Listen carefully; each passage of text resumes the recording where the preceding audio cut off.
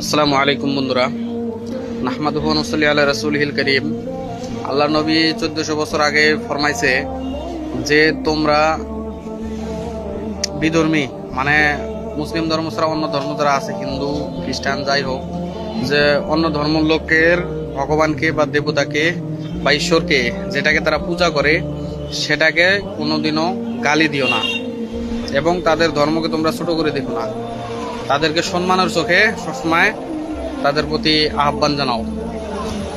তো কিছুদিন যাবৎ সোশ্যাল মিডিয়ায় চর্চিত খুবই যে আমাদের হযরত মুহাম্মদ সাল্লাল্লাহু আলাইহি সাল্লামকে নিয়ে একটা ছেলে খুবই বাজে মন্তব্য করছে।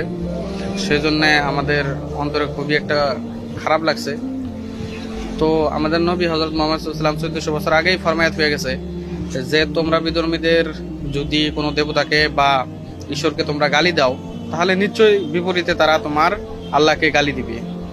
যদি আমরা গালি, আমাদের তরফ থেকে যদি গালি যায়, তাহলে গালি শোনাই লাগবে। তো সেই জন্য তোমরা বিধর্মী যারা অমুসলিম আছে তাদের দেবতাকে কোনোদিনও গালি দিও না, যাতে না বুঝে না জেনে তারা তোমার আল্লাহকেও গালি দিবে। তো সেই জন্যে যারা আমরা মুসলিমরা আছি তারা অল্প থাকি, সতর্ক থাকি, তাদের সম্মানের চোখে দেখি। হয়তো তারা না জেনে না বুঝে গালি দিয়ে দেয়, কিন্তু আমরা সেরকম করব না, আমরা গালিগালাজ করব না, এবং আমরা তাদেরকে সম্মানের চোখে দেখবো। তারা যদি হিংসাও করে, আমরা তাদেরকে সসম্মানে তাদের সাথে আমরা মিলেমিশে থাকার চেষ্টা করব।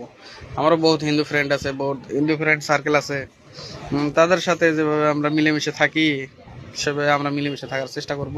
আমাদের নবী যে আদেশগুলো দিয়েছে, যে নির্দেশাবলী দিয়েছে আমাদেরকে, সেটা আমরা মেনে চলার চেষ্টা করব। যে হাদিসগুলো দিয়েছে আমরা জেনে বুঝে সেটাকে মানিয়ে নিয়ে চলার চেষ্টা করব।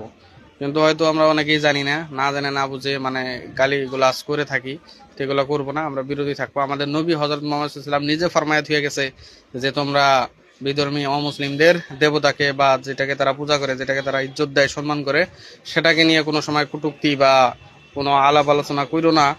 তাদেরকে সম্মানের চোখে দেখো, এবং তারা তাদের জায়গায় ঠিক, আমরা আমাদের জায়গায় ঠিক, তাদেরকে সেটা করতে দাও। যারা যেটা করে তারা ভালো পায় সেটা করতে দাও। আমরা যেটা ভালো পাই, আমাদের যেটা ভালো মনে হয়, আমরা সেটা করে যাব। তো এটাই কথা ছিল। আমরা না জেনে না বুঝে তাদের দেবতাকে গালি দেওয়ার দরকার নাই। আর তারাও কিন্তু না জেনে না বুঝে আমাদেরকে আমাদের আল্লাহকে তারা গালি দিয়ে ফেলবে, আমাদের নবী হযরত মুহাম্মদ সাল্লাল্লাহু আলাইহি ওয়াসাল্লামকে গালি দিয়ে ফেলবে। তো এই সমস্ত কাজের থেকে আমরা বিরত থাকার চেষ্টা করব। সমস্ত মুসলিম ভাইদেরকে একটা আহ্বান রইল।